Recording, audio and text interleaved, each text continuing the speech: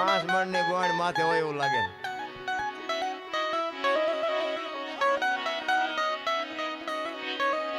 સવારામ બાબા કહે છે ભજનમાં, જો બાપુ ભજન સમજવા માટે સદગુરુની જરૂર પડે, સાધુની જરૂર પડે. એમનામાં સમજાય એવી વસ્તુ નથી.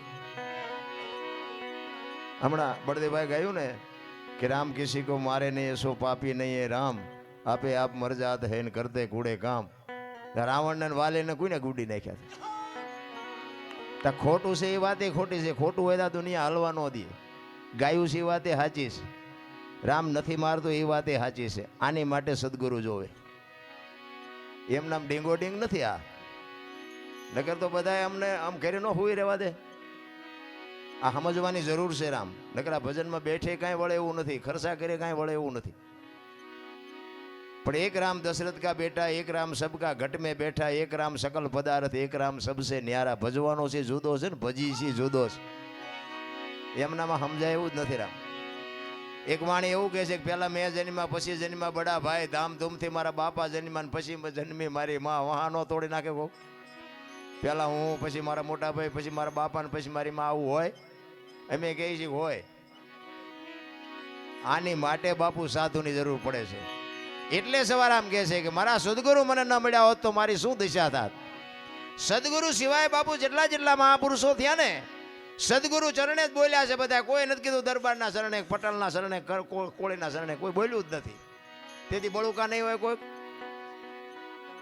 સદગુરુના ચરણે જેઠીરામ બોલ્યા, સદગુરુના ચરણે દાસી જીવણ બોલ્યા, સદગુરુના ચરણે સવારામ બોલ્યા, સદગુરુના ચરણે જ બોલ્યા. પછી જ્ઞાતિ કોઈ બી હોય, જ્ઞાતિને લેવા દેવા જ નથી આમાં. ઊંચ નીચ ને અમીર ગરીબ ને કઈ છે જ નહીં. અને જો એવું હોત ને તો રાજરાણી મીરાબાઈ એના ગુરુ સમાન હતા.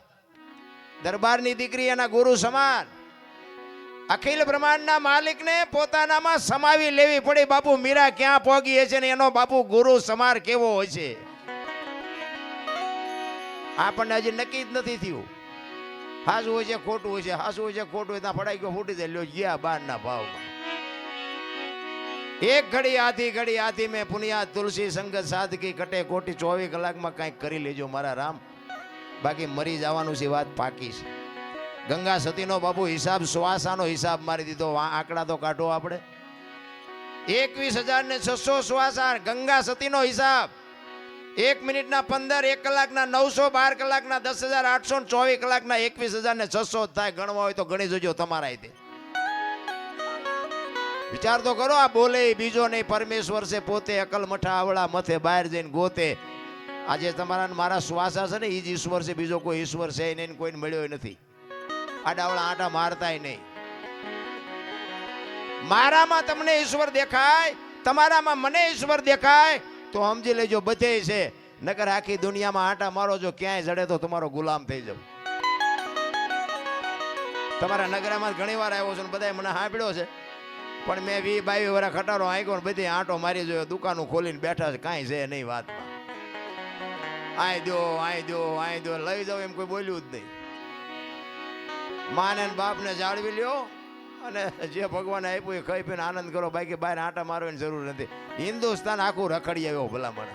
કોઈ રાજ્ય આપણું જોયા વગરનું બાકી નથી. ખટારાનો ડ્રાઈવર એટલે ઓગણીમી કોમ કહેવાય. એને પાણી પાક હોય. ઈ માણા ભજન ગાતો હશે બાપુ, કંઈક સદગુરુની કૃપા તો હશે ને, મારા મા બાપની કંઈક કમાણી તો હશે ને. શું કામ ન કરીએ કે અમે કરીએ છીએ, તમે કેમ ન કરી શકો? પણ હાલતું જ નથી થવું. સ્ટેશન ત્યાંથી આવે.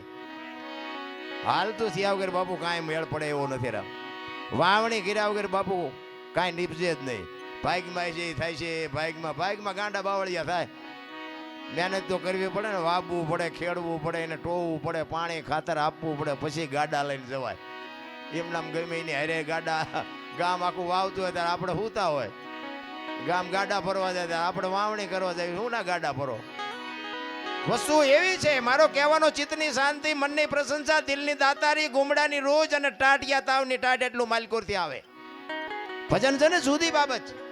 ગુમડું હોય ને દવા લગાડવાની હોય ઉપરથી મટે માલપાથી. આ ભજનનું એવું છે.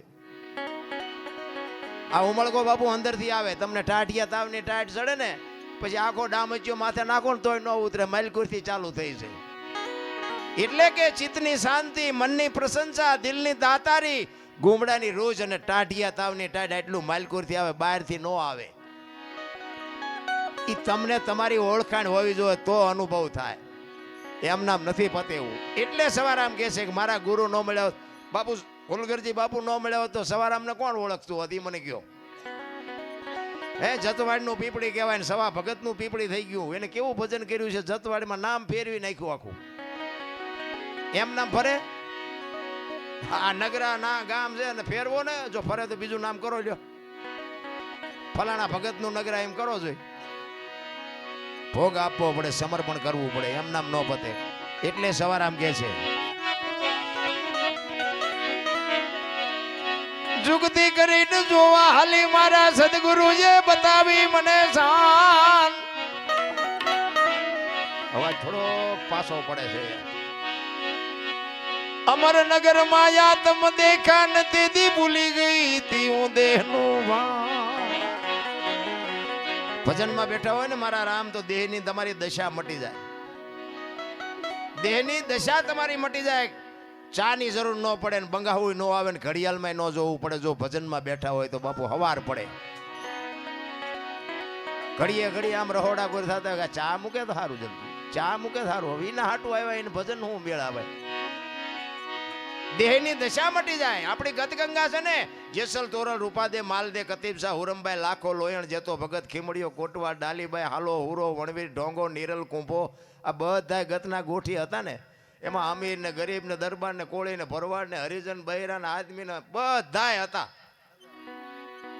પણ ખોળિયા જુદા હોય ને જીવ જો બાપુ એક થઈ જાય ને તો મળદા તો આજે બેઠા થાય રામ.